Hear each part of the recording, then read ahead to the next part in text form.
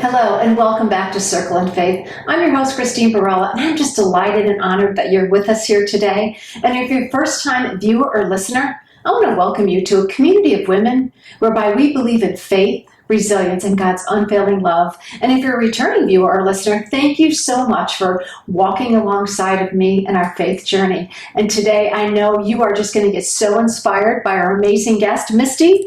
Thank you so much for being here with us today. Thank you for having me. Yes, of course, my pleasure. So Misty, without further ado, she is going to share a little bit about her personal and professional life so that you can get to know her a little bit better before we dive into an amazing God story in her life.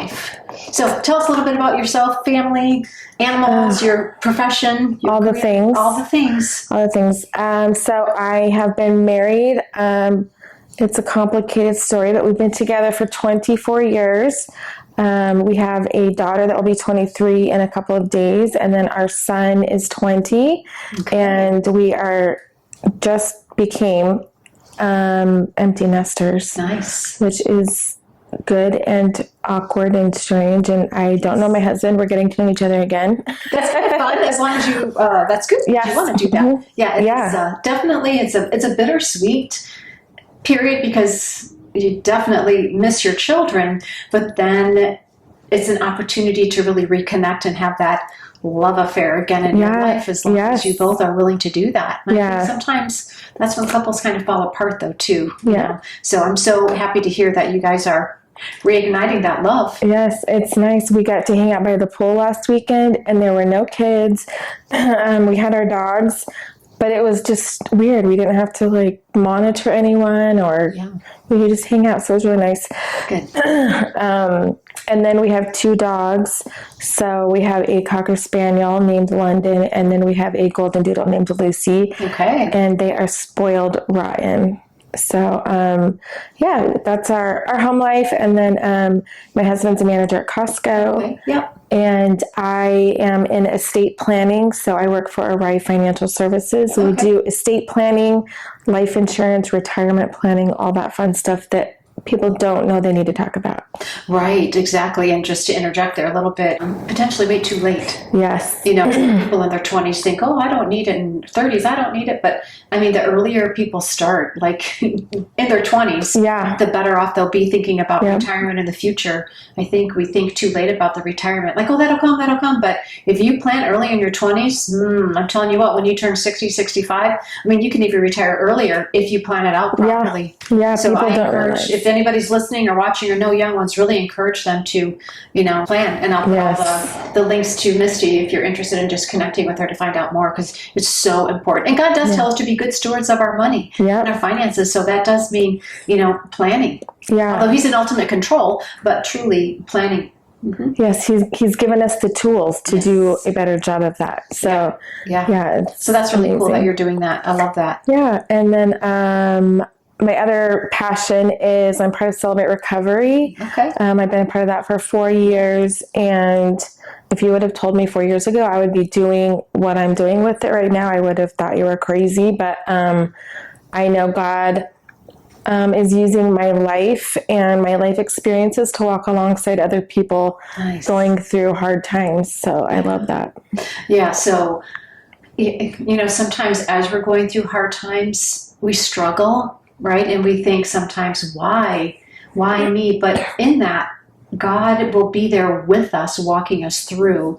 Because I was just reading scripture this morning that then he wants us to be able to help those that are going through what we went through, but he carried us through the other side. That's really what he wants us to do. So if you're going through a rough time now, ladies, just embrace it, embrace him.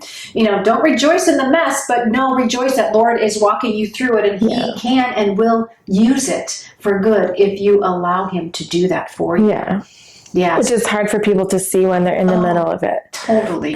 So, so tell us a little bit about how did you get to Celebrate Recovery? Oh, geez. It's such a passion. Okay. My whole life.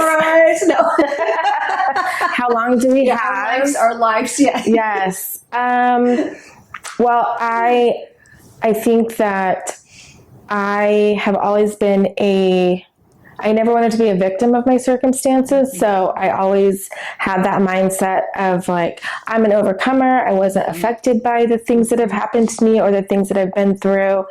And a little bit of my backstory, the summary is, I grew up with a single mom with 3 kids.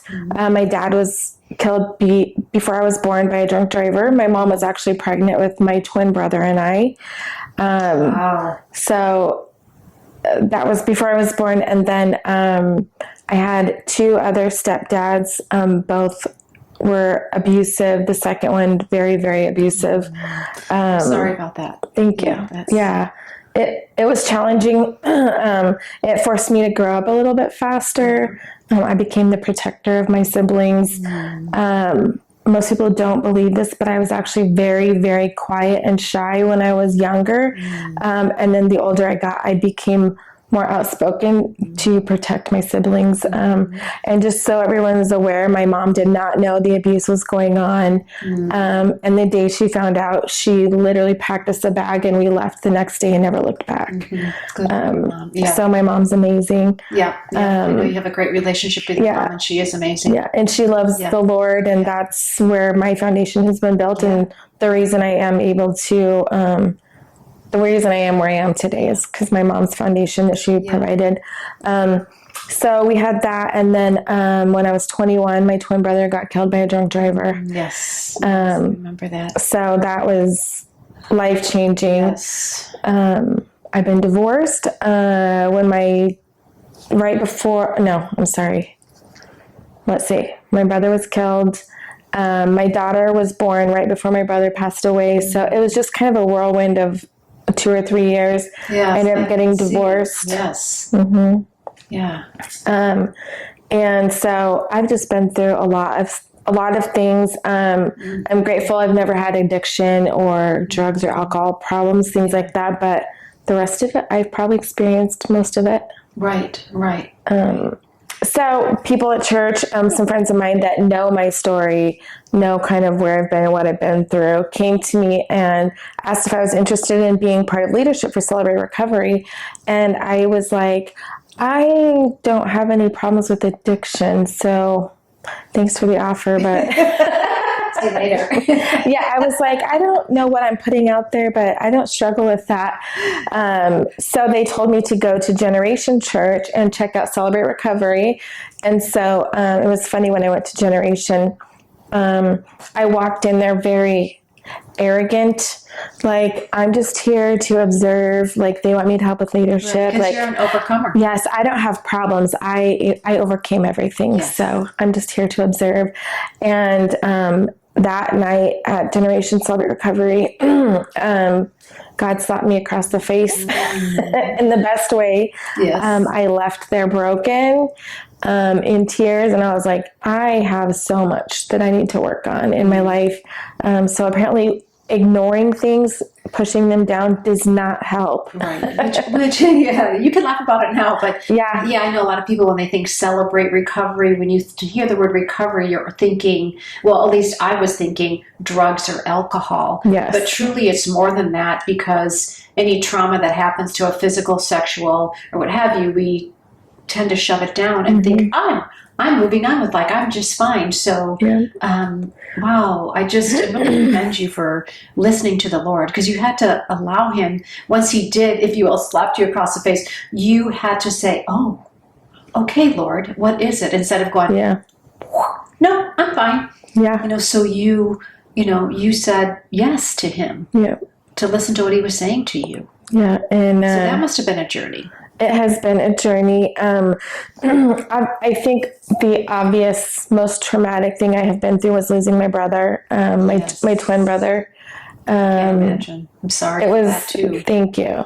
Yeah, it's hard. It's something my husband said when we were, struggling. He was like, "You're not the same person that you used to be," and I had to realize that a part of me passed away when my brother did. And I am a different person, but not in a bad way. And that's something you have to come to grips with also, that I'm different, but it's not bad. It's just different. Right. And in part of that, dealing with the loss of my brother, I actually did a healing prayer. And it was interesting because my mom kept telling me that I should do it. And I was like, listen, I'm a little over God right now after my brother passed away. I bet that was hard. Yeah. Yeah, it's hard. It's easy to dismiss God when things are hard. And that's what I did. I was like, God was not here for me when this happened or when this happened. So I had about 2 years where I didn't pray, I didn't go to church. And so my mom kept telling me, go do this healing prayer. And so, as we do for our moms, I was like, fine, I'll go to your healing prayer if you'll leave me alone.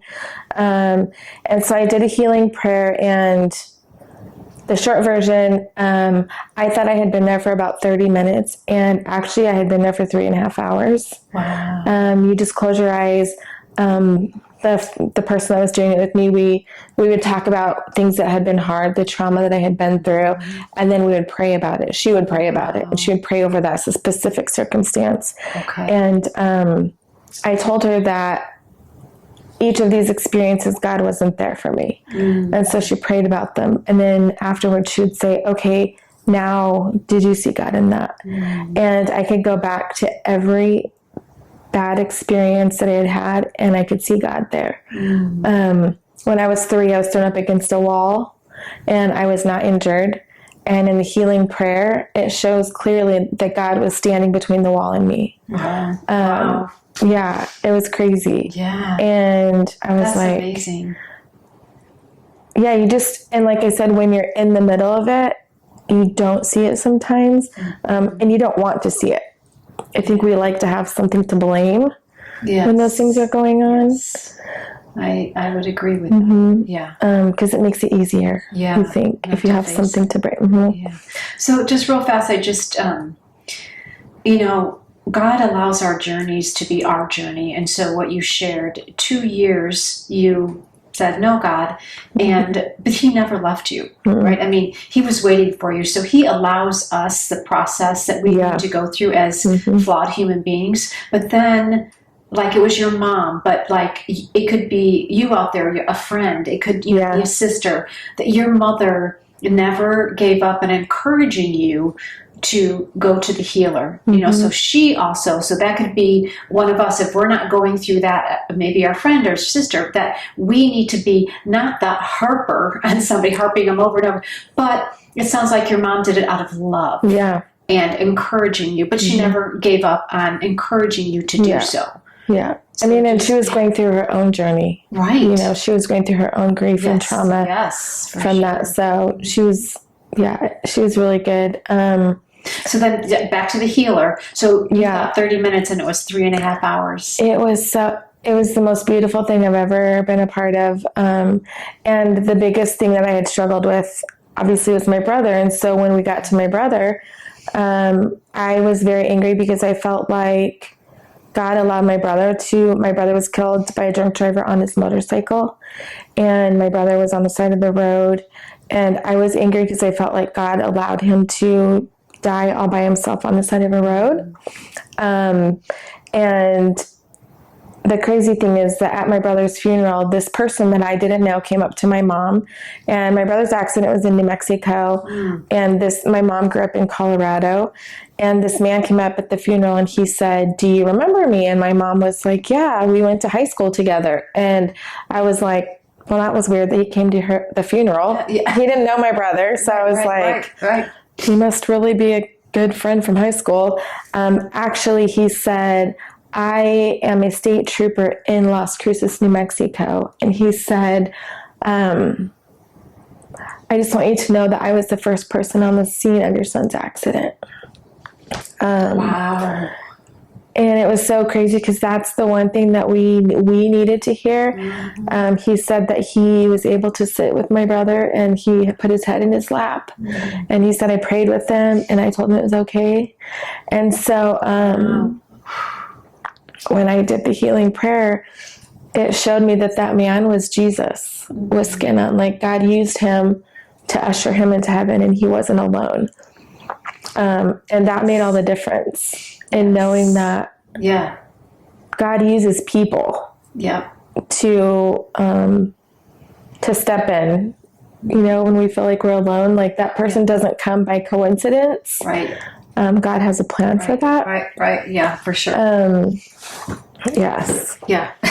Yes. So, Wow, that's amazing. God shows up, huh? yeah. And the most random people, I was like, that is so crazy. It is. But that's what I needed, what my mom, my sister, we needed to know that he wasn't alone. Right.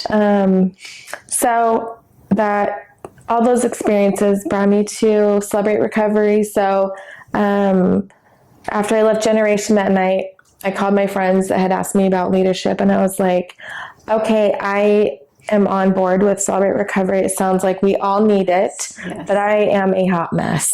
I was together before Celebrate Recovery at Generation, but now I need to start over because I'm a mess. And yeah, it was very humbling for me to be there. But that's what's cool about Celebrate Recovery is you come as the mess that you are. Yeah. Right. Isn't that what church is for? Yes, the hospital. Yes, it's a hospital. And Jesus wants us to just embrace people. That's what it's for. Who did he hang out with and who did he go with, right? Yeah. Yeah. He wants to help all people because we're all a mess. Yes, and if you think you aren't, that's called denial, and we could also have you at Celebrate Recovery. Yes. We have a group for that. Yeah. So tell us a little bit about is it Celebrate Recovery? I know several churches have it. So is it like an organization, and do you follow like the same guidelines? Like how does that work? So for people that would be interested in definitely. Celebrate Recovery is all over the United States. Okay. And in one way it's like AA in that you should be able to walk into any Celebrate Recovery and it's pretty much the same. The same. They're like the same format. The same format, what they talk about. Yes, it should be. So it's a weekly meeting. Yep, every week. All the ones I know of are held at churches. So ours is 2911 Church, which is in Tempe, but Generation has a Celebrate Recovery. Sun Valley has Celebrate Recovery. LifeLink has Celebrate Recovery. Central Christian and Mesa. Central Christian, yes. There are so many. And for those that don't know, Celebrate Recovery is a 12-step faith-based recovery program. And that's where you can find freedom and healing from all of your hurts, habits, and hang-ups. Yes, I like that. Hurts, literally everything. Yeah, people think it's just addiction. It is grief, trauma, sexual integrity, mental health, codependency, dysfunctional family, sexual trauma, sexual assault, you name it, gambling, overeating, depression. If you're older and you're lonely, you lost a spouse, like it's for everyone. And since I've been a part of it, I have seen so many lives literally changed, chains broken, addiction, people that have been through AA that have never had success. And at Celebrate Recovery, we always say, when we introduce ourselves, we always say, my name is Misty. I'm a grateful believer in Jesus. And love that. When we started, I was like, that's kind of weird. Why do we say that? Because not everybody is at Celebrate Recovery. Right. We are there for everyone. You don't have to be a Christian to come to Celebrate Recovery. Okay. Yeah, good to know.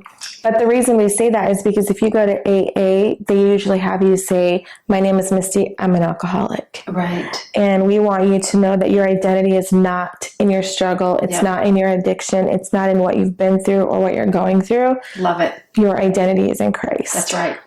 And so now that I learned that, I'm like, okay, I am completely okay saying that. Yeah. So, that's what brought me to Celebrate Recovery, and it's changed my life, and I love it so much. Yeah. Yeah, that's awesome. And so what we talked about before, too, because I know you're also developing a community of women. So first of all, that's a community. And so within Celebrate Recovery, I do know then there's times where you do go specifically in the area that maybe you're struggling with, right? So then you have a more intimate setting with those going through the same thing. Because I know a lot of people are afraid to share in a big group. But then you break out into those small sessions where you can build trust with one another and have that common, if you will, challenge or struggle in your life to support one another and encourage one another. Yeah, that's so when you come, we do a large group portion where we do worship. We do chips, which is where you get to celebrate your milestones. Or if you're like everybody in there, get a blue chip, which means you're starting something over or you're starting for the first time, which is, I'm giving up alcohol. Today is day one, or I'm giving up overeating, or I'm not going to have sex outside of marriage. And that's day one. Or you can get that chip for like, I overate twice this week, so I'm going to need another blue chip. And so you go up. Sometimes we go up every week because we're just struggling, okay, for the same thing. Yep. And that's what's nice is that we all mess up. We all make mistakes, but that's okay. Right. The most important thing is that you keep coming back every week. So it's not a judgmental. Not at all. A lot of people get afraid of, I'm going to get judged, because unfortunately, that has happened. Many people have gone to whatever denomination of belief, religion. That's unfortunately, people are human, and people sometimes tend to judge, and so it scares that person away. So start doing life alone. So if that's you, if you've said, I've been to churches, I'm done with that, don't give up. Pray and have God take you to that church that is there for you. They are out there. Yeah. Just recognizing though, people are flawed, and people are going to hurt us. People are going to say things that hurt us. And we just need to be prayerful that God has us in the place that He wants us to. And if He wants us to be at that place, then we just need to give some grace and mercy and continue to pray about it so that we are in the place that He wants us to be. Yeah. And He may take us somewhere else, but just being connected to Him. Yeah. And I tell everybody every week, I'm like, listen, I'm going to let you down. I'm just letting you know right now, as a sponsor, as a mentor, a leader at Celebrate Recovery, I will let you down because I'm human. Right. But it's definitely not on purpose. It's because we're just flawed people. Right. But back to so we do have small group we call open share. Okay. And so after we're in large group, we all break off into what we call open share, and we do men with men. So the men go to a separate building completely, and then the women go to another building separate. Men are not allowed in the building where the women are sharing, and vice versa. Mm-hmm. So that it's 100% safe. Yeah. And we break into groups based on what your struggle is. Mm-hmm. So if you're struggling with grief and trauma, you would go to the grief and trauma group. And just because that's what your group name is doesn't mean you can't talk about other things in that group. So you can talk about whatever you're dealing with in the moment. But if your main struggle in that season of life is grief and trauma, that's where you go. And anonymity and confidentiality are number one. Nobody talks about what's shared in the group. If we ever hear of people talking about it, we nip it right away because it has to be a safe place for you to share. Right. And we want everyone to walk in there. I know that there are certain people that feel like they can't come into the church. They're not qualified, or they're not good enough, or their struggles are too bad. We love those people to come in because we know as a ministry lead, we know the changes that God can have in that life. Yes. Well, you experienced it amazing. Yourself, so Yeah. I had, so the first thing I worked on when I did a step study. So step study is a deep dive into your struggles. It is hard because you have to dig deep and pull out things that you have pushed down for a long time, traumas that you didn't want to talk about, hurts, people that hurt you, people that you hurt. That's the other part of it is hurt people. Mm-hmm. And I have learned that even though I went through a lot as a child, like abuse with stepdads, and I never wanted to be that in my own home, I definitely trauma parented, which I didn't realize was a thing. And so I became a micromanager of my kids. Just through all that. Yeah. Just because I felt like I didn't have a lot of control in my life, like people dying, abuse. Yes. Those are things you can't control. Mm-hmm. So as a mom, I wanted to control all of that to protect them in my mind. Right. Like, I'm going to protect them. So you justified it, right? You 100%. Probably realized you were doing it. Yeah. Yeah. Yep. And now I have adult children that have let me know that it wasn't a great childhood in that sense. They had a stable home, we loved them, Right. but I was very controlling and I didn't see it then. Right. There were probably moments where I was borderline abusive, maybe abusive, if you ask my kids. And it's really hard to hear those things. Yeah. Because the one thing you want to be the most in your life is a good parent. Right. But it was done out of, again, and so thank you for being so vulnerable and transparent, because your intentions were great. You loved your children, but you didn't realize from the deep-rooted, you pushing it down, made you act this way. Like it wasn't something that, you maliciously did. It was truly, you thought you were doing the best for your children. Yeah. And I think that happens to a lot of us, that we have shoved down things that have happened to us, or trauma or what have you, and it comes out in different ways. Like, who would have thought that it would have ever come out in your parenting? Being too controlling. You know what I mean? Yeah. It's like you don't realize, you just think you're being protected because what happened to me. So, wow, thank you for sharing that, because that will, I think, really free up a lot of women to realize, whoa, okay. Yeah. And potentially start getting healing from that. Yeah, and that's... thank you.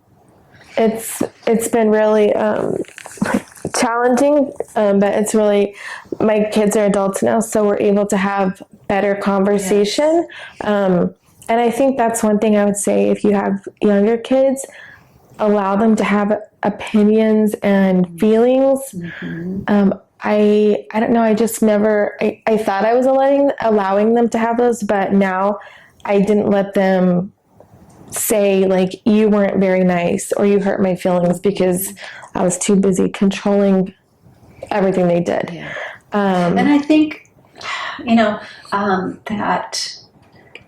that's common, though, and I don't think we mean to do that, right? And I think it's to a lot of things, how we were raised, or as the world changes, people change, children change, and the world they're growing up in, and so as parenting, we do need to change as well. Yeah, and giving them the ability to express their emotions. Yeah, because there was a time, I know my dad was being raised, and my husband too. It's like, no, you can't cry. No, you can't say I love you. No, you need to be hardcore. Yeah. Emotions were not like something that they could share. And that is not good for people. Yeah, we have to be able to share our emotions, what we're feeling, what we're frustrated about. Properly. Yeah. Yeah, and that's and talking especially to my daughter now, she'll be 23 in a few days. We're able to have really good conversations, really healing conversations, where I've been able to apologize for the places that I failed in their life.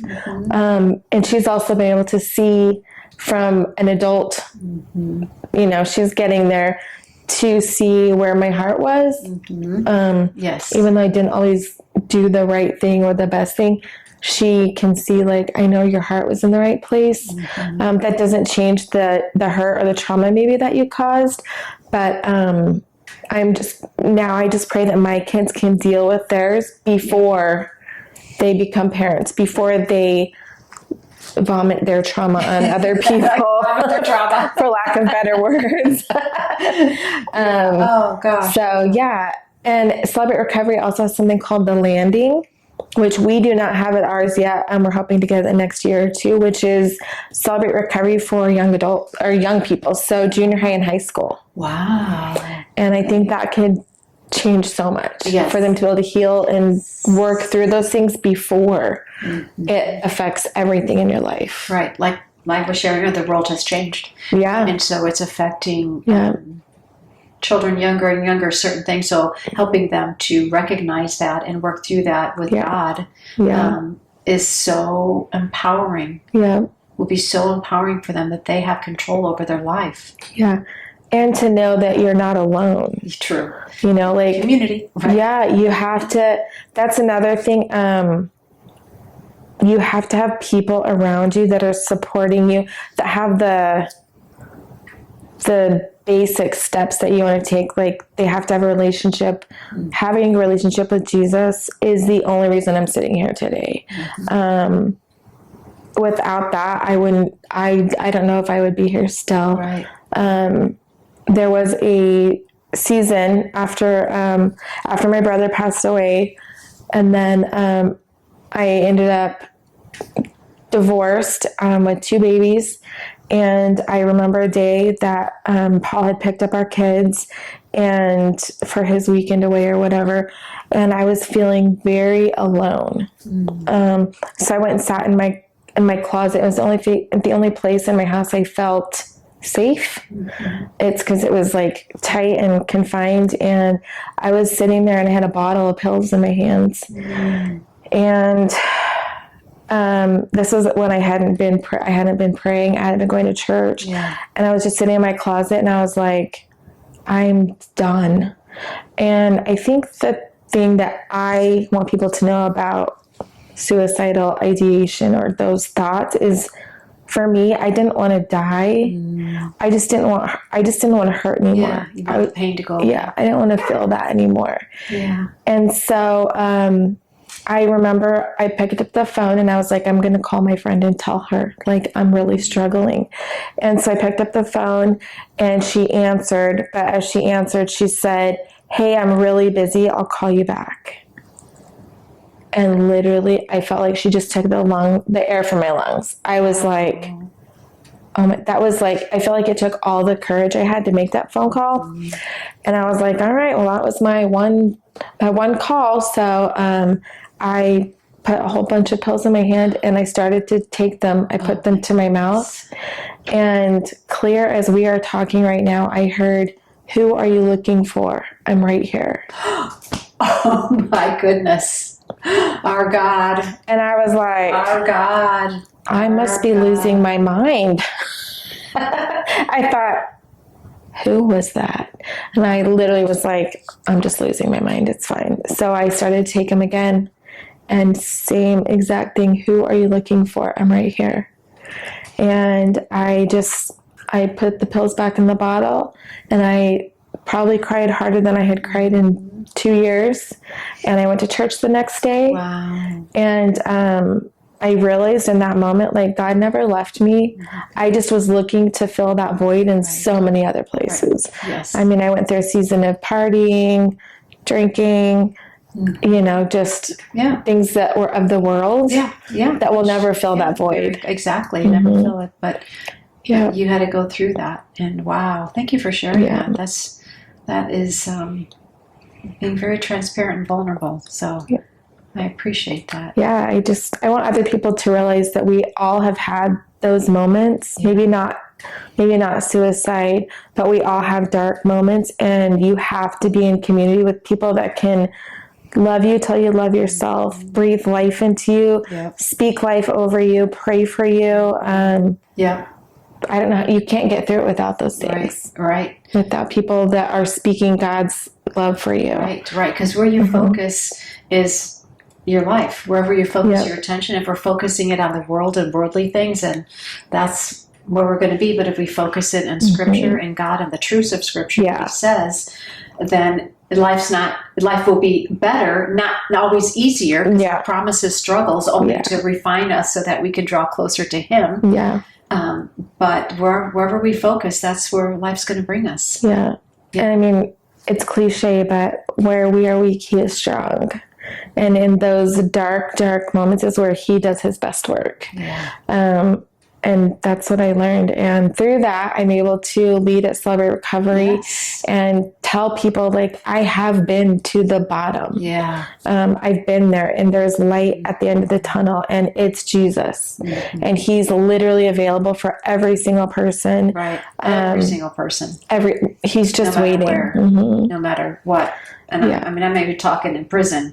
I'm talking on death row. Like, you don't want to think that because of the horrific things that, people have done to other people, but God still loves them. Yeah. And He wants them in heaven. Yes. No matter what they've done. Which is hard for us to accept.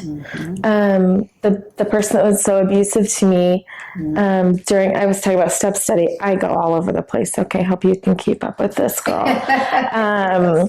During my step study, you deep dive into some of your struggles. And so I had already decided, like, I'm working on grief because that's where I'm really struggling. But God kept telling me, no, we're working on forgiveness. And I was like, no, thank you. I would like to work on grief. He was like, no, we're going to work on forgiveness. And I was like, no, thank you. He kept. Yes. So as you know, I worked on forgiveness. Of course. I was like, okay. And what's crazy is I held on to so much hatred and anger for the person that was so abusive to me and to my siblings. Somehow I had it tied to my brother.